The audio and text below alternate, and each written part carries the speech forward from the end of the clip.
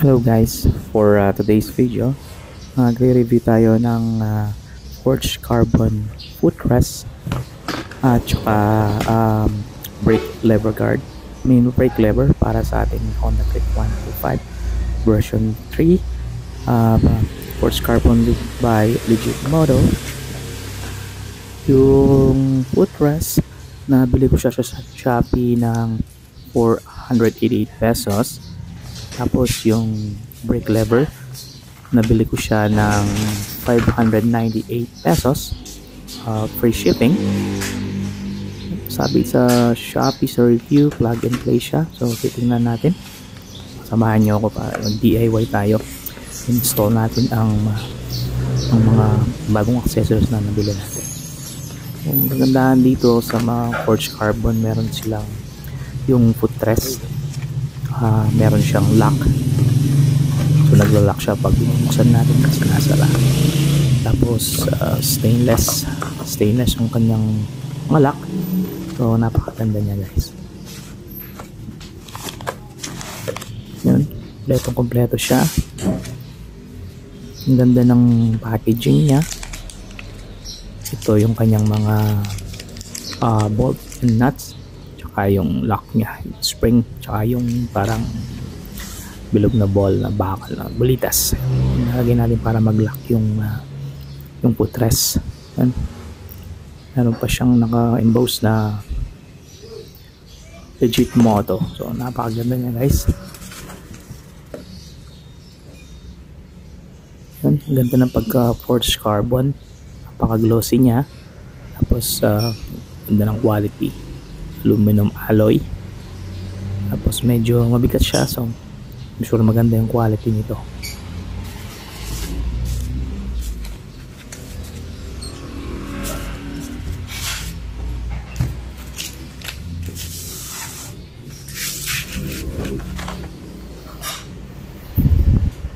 Yan, tapos yung brake lever,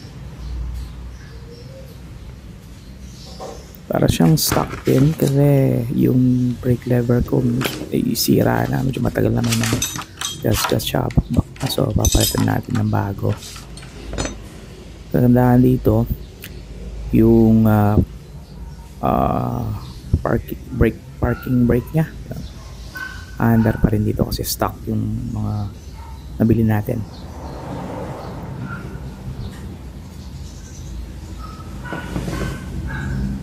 Parang stock talaga siya. Yan.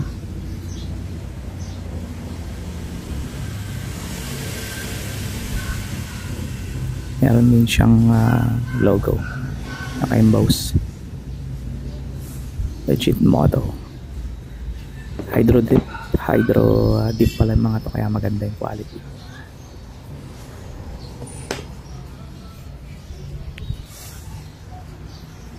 Lagay natin sa Honda Click 125. So tara, samahan nyo ako guys. Okay, ang ating gagawin ay tatanggalin natin yung stock na footrest. So yan, hilahin lang po natin yung lock dito. Tapos natanggal na natin yung stock footrest.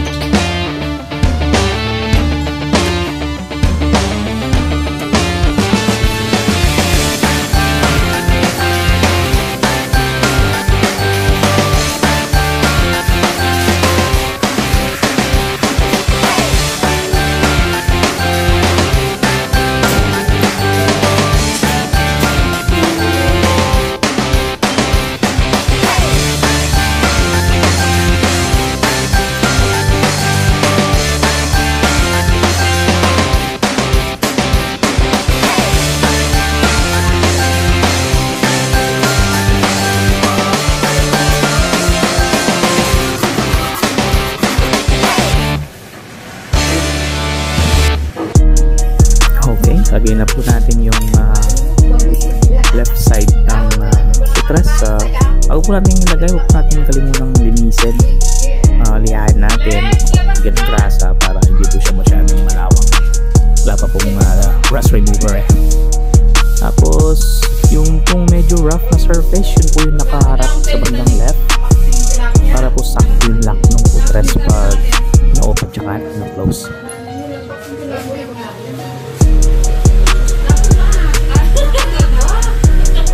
Hindi po natin kalimutan ilagay yung washer para siguradong hindi mahuhulog bago natin ilagay yung lock pin para sure ball hindi po mahuhulog yung footrest.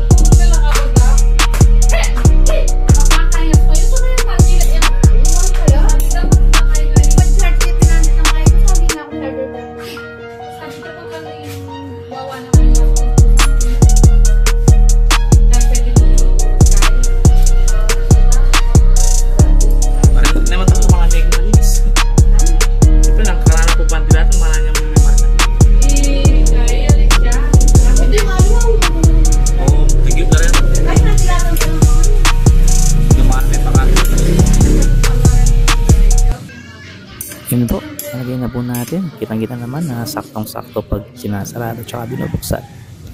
Yun, nalagay naman po natin yung bandang right na footrest. So, lagyan po natin ng grasa yung spring pin sa loob para maganda yung play. Bago natin nilagay yung bulitas. Gamit ko po ay top 1, heat proof.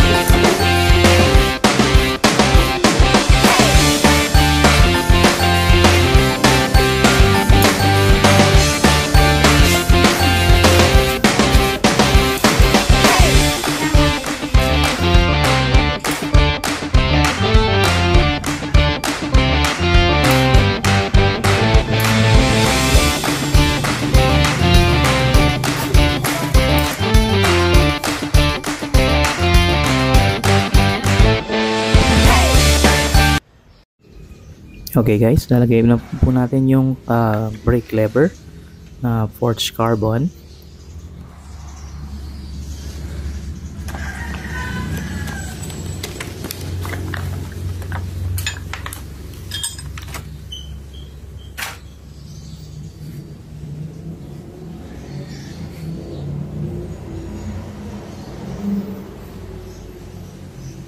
Unahin po natin yung bandang right.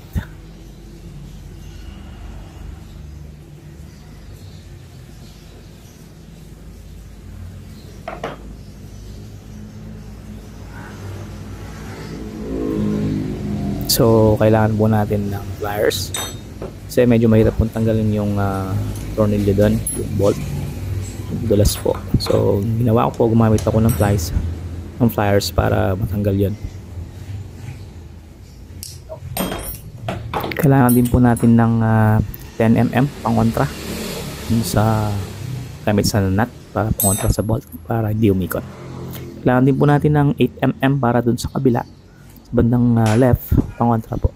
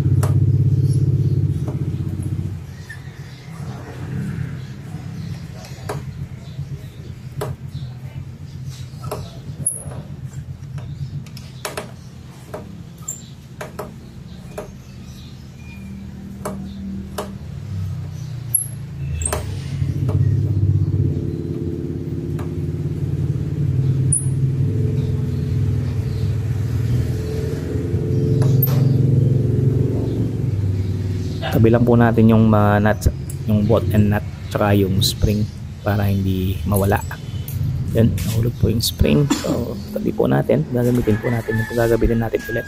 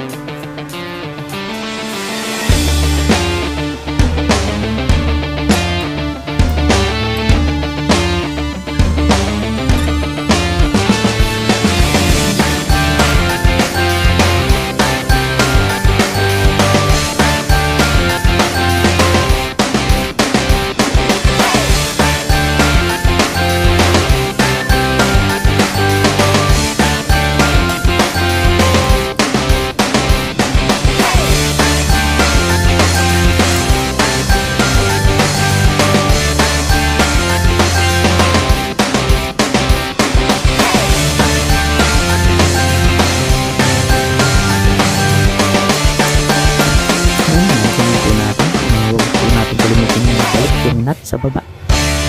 Hindi sigurado hindi mahulog.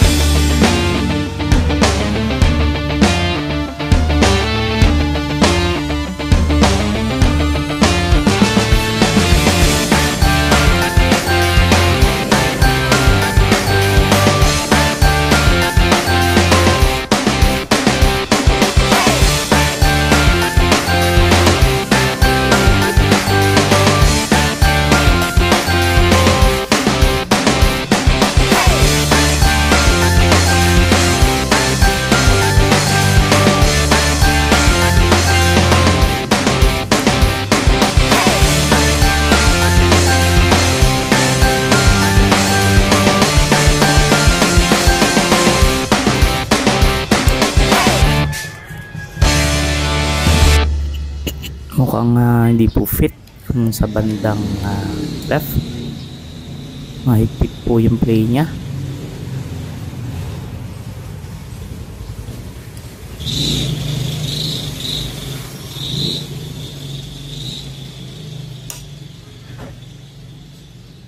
Yun, maigpit po siya, di po siya kusang bumabalik, medyo delikado po. Kailangan po sigurong tabasan or bawasan or grinder.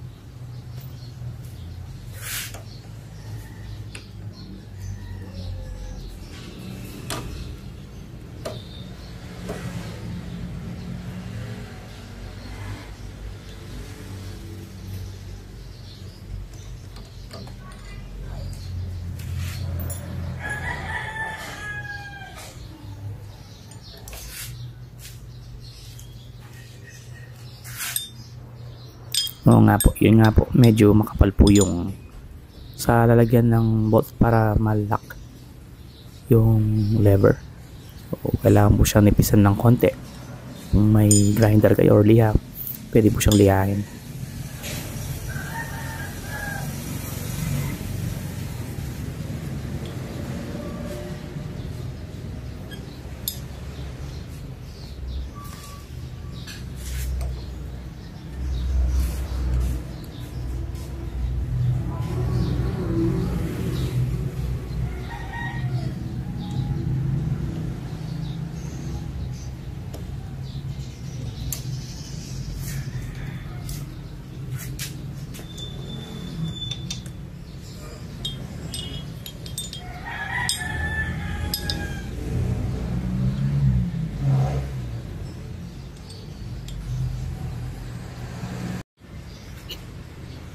Yun, na grinder na po natin, bawasan na po natin ng konti. Medyo syempre wala po ng konti yung kanyang pagka-forged carbon, but hindi naman po nakikita yon, so nakatago naman po sa walang problema. Okay lang po, importante maganda yung play para siguradong hindi mag-lock, biglang mag-lock yung preno, delikado. Bigyan po natin ng konting grasa para lalong mas maganda yung play.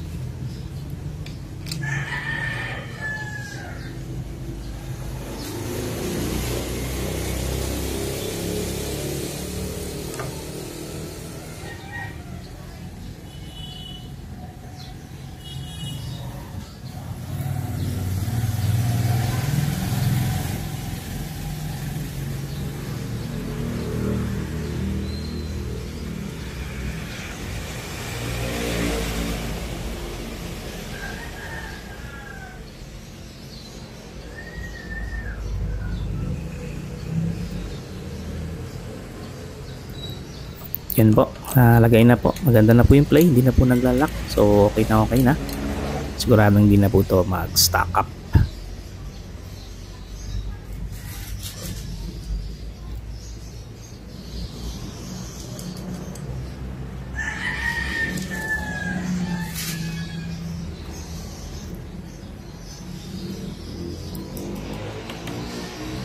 Huwag din po natin kalimutan yung yung nut sa baba, dalawa po yun, isa para sa lalagyan ng lever, tsaka isa dun sa brake cable. Dali lang po naman yan, size 8mm po yung gamit.